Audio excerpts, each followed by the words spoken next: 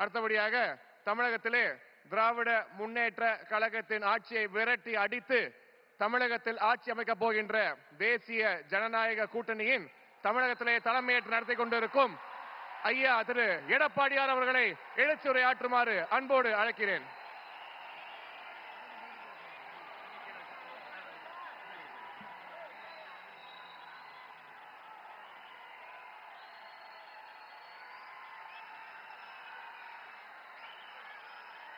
பொன்மனச்செம்மல் புரட்சி தலைவர் எம்ஜிஆர், இதயம் புரட்சி தலைவி அம்மாவை வணங்கி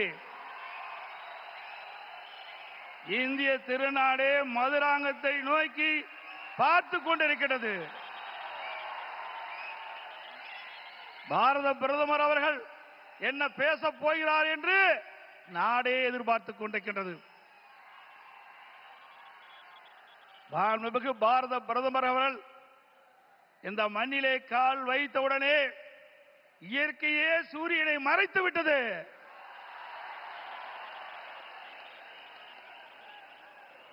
எங்கே பார்த்தாலும் மக்கள் வெள்ளம், மக்கள் கடல் போல் காட்சியளிக்கின்றார்கள். இந்த மதுராந்தம் பூமியே குலுங்குகின்ற அளவுக்கு மக்கள் வெள்ளம். இதுவே நடைபெறுகின்ற சட்டமன்ற தேர்தலில் வெற்றிக்கு சான்று. இந்த அற்புதமான நிகழ்ச்சியிலே தேசிய ஜனநாயக கூட்டணி வெற்றி பெறுவதற்கு அடித்தளம் அமைப்பதற்கு முதலாக தேர்தல் பிரச்சார கூட்ட நிகழ்ச்சியிலே கலந்து கொள்வதற்கு வருகை தந்து உரையாற்றிருக்கின்ற மதிப்புக்கும் மரியாதைக்கும் போற்றலுக்குரிய பாரத பிரதமர் மாண்புமிகு நரேந்திர மோடி அவர்களே,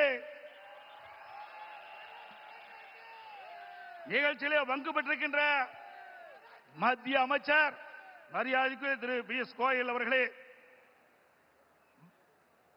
தமிழகத்தினுடைய மாநில பாரதிய ஜனதா தலைவர் முன்னாள் அமைச்சர் சகோதரர் திரு நயினார் நாகேந்திரன் எம்எல்ஏ அவர்களே, மத்திய இணை அமைச்சர் அருமைச்சகோதரர் திரு எஸ் முருகன் அவர்களே,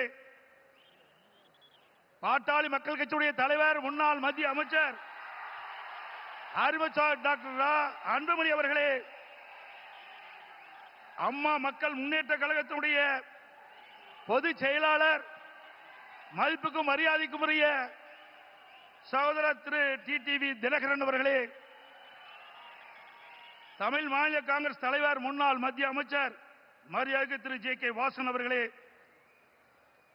புரட்சி பாரதிய தலைவர் திரு பூவை ஜெகன்மூர்த்தி எம்எல்ஏ அவர்களே, மரியாதைக்குரிய புதிய நீதி கட்சி தலைவர் திரு ஏ சி சண்முகம் அவர்களே, இந்திய ஜனநாயக கட்சியுடைய தலைவர் திரு பாரிவேந்தர் அவர்களே, தமிழக மக்கள் முன்னேற்ற கழக நிறுவனர் தலைவர் திரு ஜான் பாண்டியன் அவர்களே, எருதல் மக்கள் கட்சியுடைய தலைவர் திரு என் ஆர் தனபாலன் அவர்களே, முன்னாள் ஆளுநர் திரு தமிழிசை சவுந்தரராஜன் அவர்களே, முன்னாள் பாரதிய ஜனதா தலைவர் சகோதரர் திரு அண்ணாமலை அவர்களே, மற்றும் மேடையிலே வீற்றிருக்கின்ற கூட்டணி கட்சியினுடைய தலைவர்களே, நிர்வாகிகளே, மேடையிலே வீற்றிருக்கின்ற அனைத்து இந்திய அண்ணா திராவிட முன்னேற்ற கழகத்தினுடைய தலைமை கழக நிர்வாகிகளே, மாவட்ட கழக செயலாளர்களே, நாடாளுமன்ற உறுப்பினர்களே, சட்டமன்ற உறுப்பினர்களே, வாரி சிறப்பித்துக் கொண்டிருக்கின்ற தேசிய ஜனநாயக கூட்டணியில் அங்கம் வைக்கின்ற கட்சியினுடைய தலைவர்களே, நிர்வாகிகளே, தொண்டர்களே, பெரியவர்களே, தாய்மார்களே, ஊடக நண்பர்களே, பத்திரிகை நண்பர்களே, கழக உடன்பிறப்புகளே, அத்தனை பேருக்கும் என்னுடைய முதற்கண் வணக்கத்தை உரித்தாக்குகின்றேன்.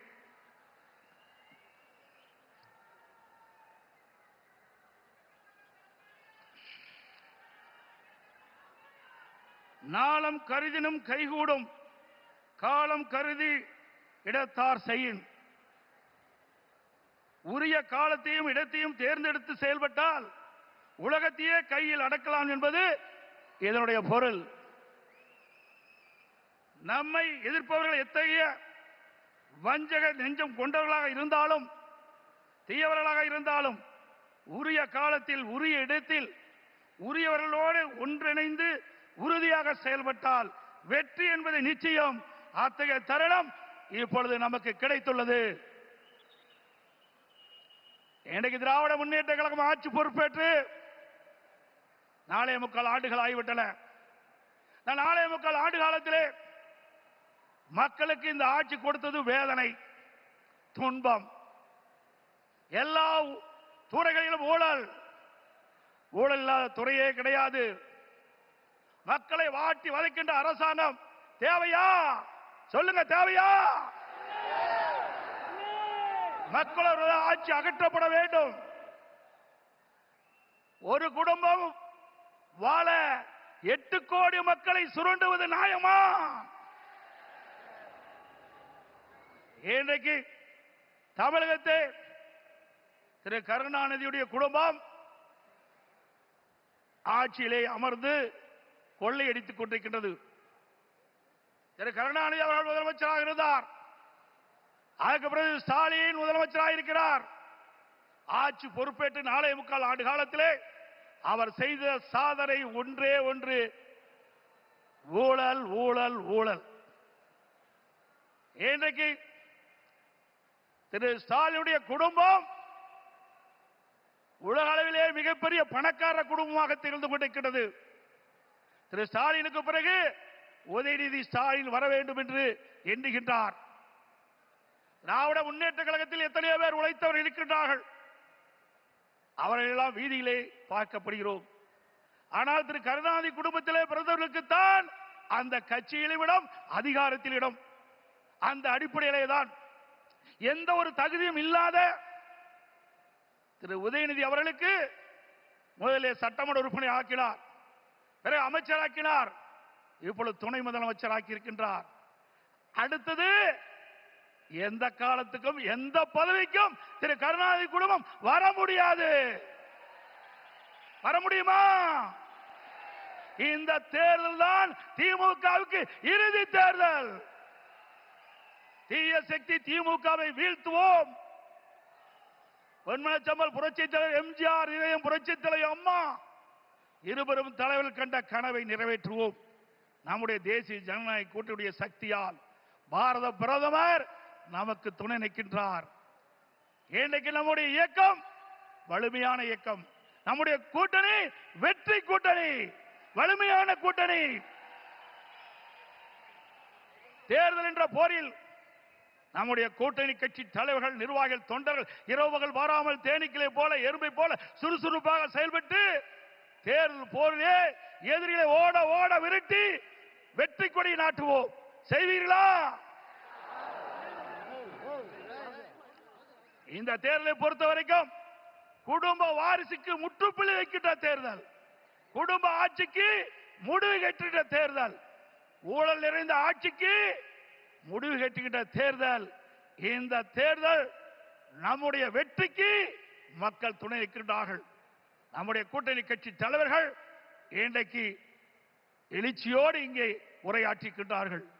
எனக்கு பின்னாலே பாரத பிரதமர் அவர்கள் உரையாற்றிருக்கின்றார்கள். ஆக நம்முடைய கூட்டணி இந்த தேர்தலிலே 210 இடங்களிலே வெல்லும், பெரும்பான்மையான இடங்களே வெல்லும். அண்ணா திமுக ஆட்சி அமைக்கும். அதோடு திரு ஸ்டாலின் சொல்லுகிறார், இன்றைக்கு மத்தியிலே தமிழகத்துக்கு எந்த திட்டமும் கிடைக்கவில்லை என்ற ஒரு தவறான தகவலை சொல்லிக் கொண்டிருக்கின்றார். சிந்தித்து பார்க்க வேண்டும். அனைத்து இந்திய அண்ணா திராவிட முன்னேற்ற கழக ஆட்சியிலேதான் மத்தியிலே பல திட்டங்களை நாம் பெற்றோம்.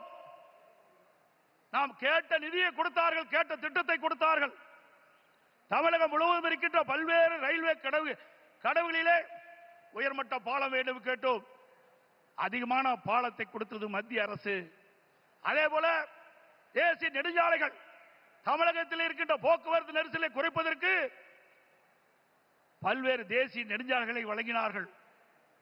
அது மட்டுமல்ல, சென்னை மாநகரத்தில் அதிகமான போக்குவரத்து நெரிசல் இருக்கின்ற காரணத்தினாலே மெட்ரோ ரயில் திட்டம் கட்டம் 2 அதற்கு அனுமதி கொடுக்கப்பட்டு சுமார் 63,000 கோடி ஒரே திட்டத்திற்கு அனுமதி வழங்கி அந்த திட்டத்தை மத்திய அமைச்சர்களே நேரடியாக வந்து அடிக்கல் நாட்டி சாதனை படைத்தோம்.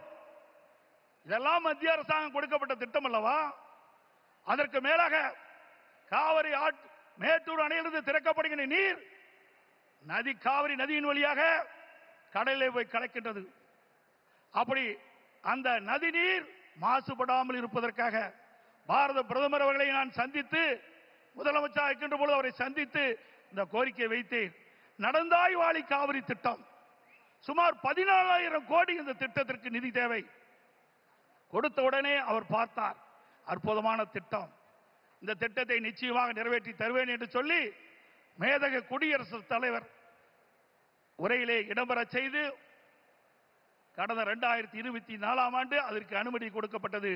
ஆனால் இந்த அரசு முடக்கி வைத்திருக்கின்றது. உண்மையிலேயே இந்த அரசு மக்கள் மீது அக்கறை இருந்தால் மத்திய அரசு அனுமதி கொடுக்கப்பட்ட திட்டத்தை நிறைவேற்ற மனமில்லை. சிந்தித்து பாருங்கள், 14,000 கோடி, 1000 2000 இல்ல 14,000 கோடி நம்முடைய தமிழ்நாடு நலன் பெறுவதற்காக மத்திய அரசு அனுமதித்தது. பாரத பிரதமர் அவர்கள் மனமுகந்து கொடுத்த அந்த திட்டம், அந்த திட்டத்தின் மூலமாக காவிரி நதியிலே கரை ஓரமாக இருக்கின்ற கழிவு நீர்கள் அந்த நதியிலே கலக்கின்ற பொழுது நீர் மாசுபடுகிறது. அந்த நீர் மாசுபடாமல் இருப்பதற்கு அதை சுத்தகரித்து நதியிலே விடுகின்ற திட்டம் தான் இந்த திட்டம்.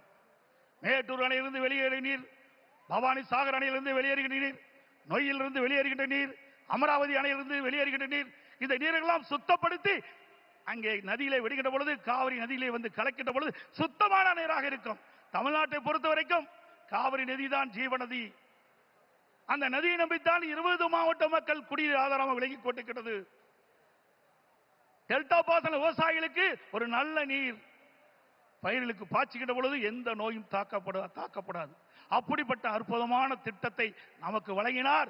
அரசியல் காழ்ப்புணர்ச்சியின் காரணமாக அந்த திட்டத்தை நிறுத்தி வைத்திருக்கின்றார்கள்.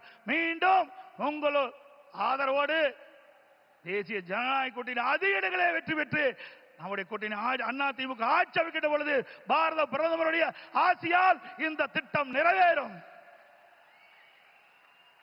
அதே போல ஒரே ஆண்டில் நாம் வைத்த கோரிக்கை 11 அரசு மருத்துவக் கல்லூரி மருத்துவமனை கொடுக்கப்பட்டது.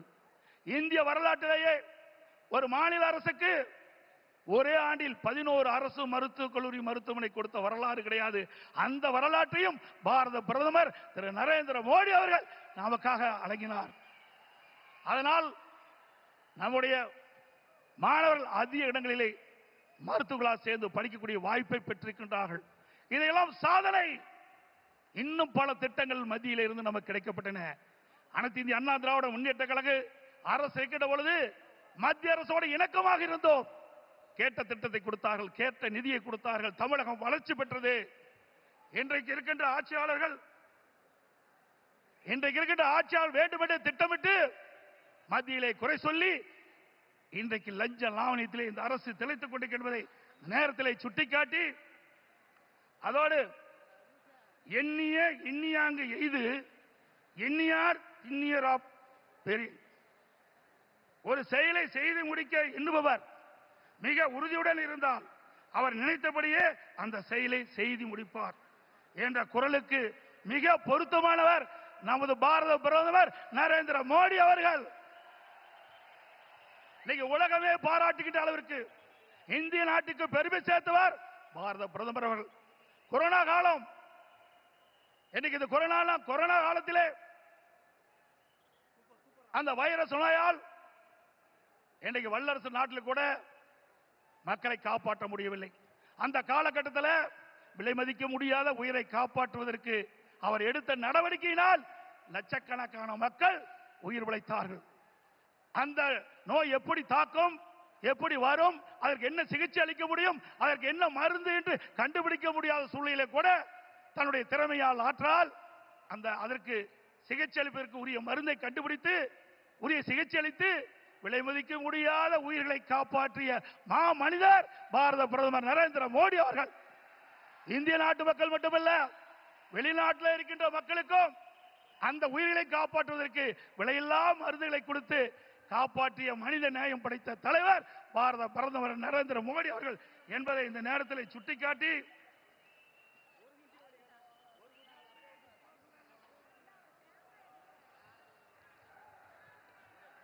உறவுக்கு கை கொடுப்போம், உரிமைக்கு குரல் கொடுப்போம் என்ற அண்ணாவின் கொள்கையை உறக்க கூறி பொன்மனச்செம்மல் புரட்சி தலைவர் மற்றும் இதயம் புரட்சி தலைவர் அம்மா வகுத்து தந்த அமைதி, வளம், வளர்ச்சி என்பதை நாங்கள் தாரக மந்திரமாக என்று கூறி எங்கள் பயணத்தில் உறுதியாக எங்களுக்கு ஆதரவு கரம் நீட்டிய பாரத பிரதமர் அவர்களுக்கும் தேசிய ஜனநாயக கூட்டணி கட்சி தலைவர்களுக்கும் தொண்டர்களுக்கும் மீண்டும் ஒருமுறை நன்றி தெரிவித்துக் கொள்கின்றேன்.